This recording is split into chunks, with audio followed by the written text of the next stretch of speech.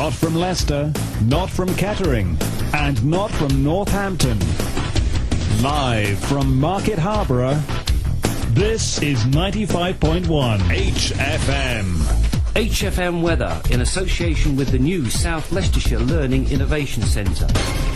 New location, new ways of learning, new experience for you. For more information, telephone free on 0800 731 6723. Okay, we're going to move on now to Sheffield, where we're going to be talking to Steve Fox. Steve, are you with us? Yes, good morning, David. Good morning, Steve. How are you this bright morning? Is it sunny in Sheffield? It's wonderful. The sun's streaming through the window straight into my eyes. Is it? Well, I drove by Sheffield yesterday on the way back from the Lake District, and it's a town I have a great deal of affection for. So, Steve, what kind of work are you involved in Sheffield? Well, it's very interesting following on from what Bob has just said, because we're more or less doing exactly what he's talking about giving people the opportunity to tell their stories, using the technology, really. If I can give you a little bit of history about what we've been doing. Yeah, please do, yeah. I mean, I moved on to the Manor Estate in the early 80s, and it was an estate, full of deprivation.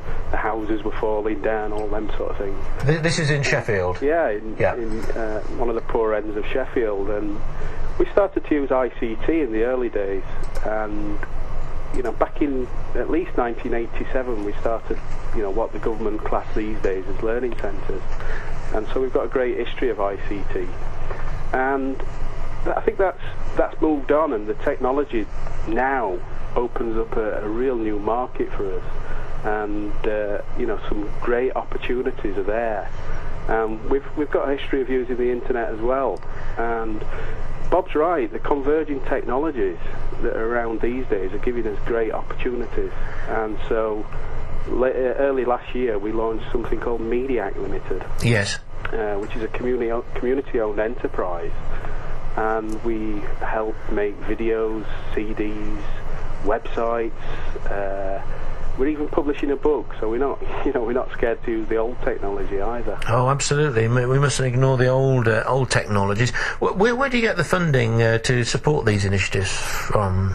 Well, actually, it's a move away from the funding as well, because the idea of Mediac is to look at sustainability. Yeah. And there are economic opportunities within the work that we do. People do want videos made for themselves. So there are opportunities of some people paying that supports the other side of the work, which is the social side. Yes. Getting kids involved, getting people who don't have the money out there to come up with these ideas and engage them, really. So what do you see as being the sort of key benefits to individuals who get involved in these projects? How does it affect their self-esteem, for example? Well, I think you have to look back as well and learn from history. I think we've become very passive in some of our communities. We sit back and let other people do things to us, really. The social type housing's done that to us.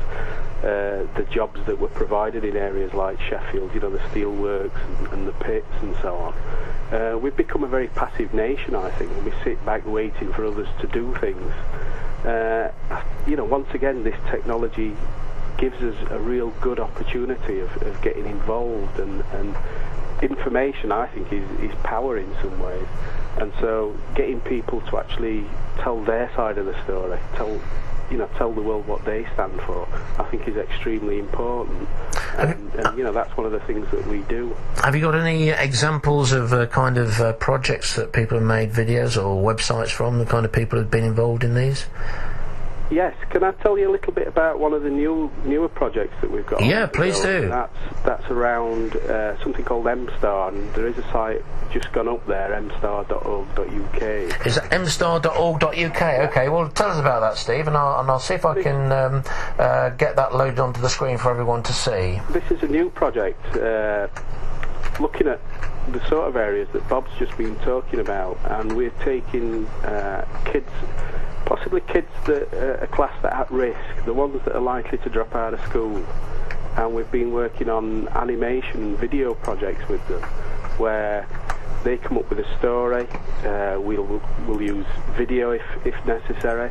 We're using the internet. We're using animation techniques. We're trying to break the programs down that are out there, such as Flash and Premiere, into little pockets of possibilities that these kids can use. So it's like telling small stories using animation, and it could be stories that major issues within their lives. So it's stories about drugs, about attendance at school, about bullying, all them sort of things. And you see the individuals who get involved in these projects. Do you see any change in them as people? Definitely. I mean, one of the comments that we're getting back from the youngsters are incredible. The sort of comments that we had last week with some work was, I never realised I could talk in front of people. I was scared of, sitting in front of a camera. And we can work as a team these days. I'm learning about concentration, because one of the things that we do with them as well is treat it as a fixed time job, so it becomes a real job to the children, and we only have things like 4 days to complete these mini programs in, so it puts them under pressure. So they're learning the kind of skills and disciplines that they might need for employment, in other words. Definitely. And they're working with adults. There's all the social side of things, and so on.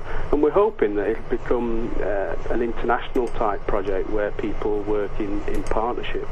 One of the guys that got involved in the pilot program of this is on your program tomorrow, actually, so you might want to ask him about it. Oh yes, who's that? Ken Young from Australia. Oh, of course, yes. I know Ken, from Melbourne, yeah. Yeah, so Ken come across earlier this year, and we worked with a group of children from one of the local secondary schools. Yes. And so on. But I think MEDIAC, going back to MEDIAC and what we're all about, it's about using whatever people want us to use. So, for example, part of the project as well has got something called Sheffield Community Information, and we've helped over 400 community groups, small businesses, actually get a presence on the web. Right, so it's not just about benefits to people learning new skills, possibly finding a route into employment, it's also providing benefits to the community as a whole then? Yeah, it's possibly, it's like, all the subjects that you've got on your radio programme, for example, it's touching most of those, sort of subjects: sustainability, social entrepreneurs, media, MEDIAC's touching all of those things. Well, it sounds like a really excellent project, Steve, because having met you at a number of these events around the country, I know how committed you are, and I know that you're doing an excellent job there, and I think like myself, you share a vision of sustainability. It's not about handouts to keep people occupied. It's about providing something that genuine, lasting, sustainable benefits for individuals and the community. So yeah, Sorry, carry on, Steve. I think one of the problems with the funding is it is too short term. Yeah. And the people, the sort of people that you've had as guests on the programme, are much more in it for the long term approach, and I think that comes across. Yes. And we must find ways of using the funding to help us develop that. Sometimes the funding waters the ideas down, and we follow the outputs instead of actually following what the people want us to do. Yeah, I'm absolutely right, and I agree wholeheartedly with that, Steve. Well, Steve, thank you very much for joining us. We must move on now because we've still got a couple of other guests to deal with on the show.